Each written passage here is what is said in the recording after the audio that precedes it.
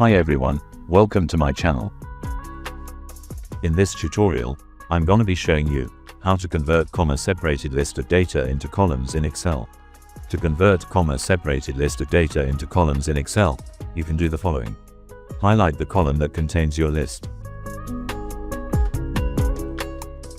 Then go to Data, click on Text to Columns.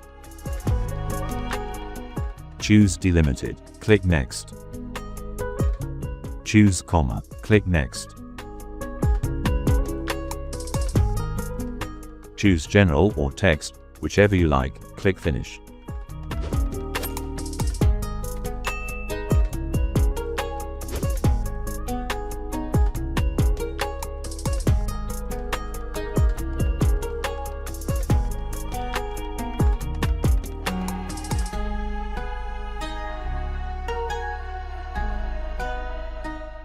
That's it. Very simple and very easy. Thanks for watching. Comment below what you'd like to see next. Don't forget to like, subscribe, and hit the notification bell for more.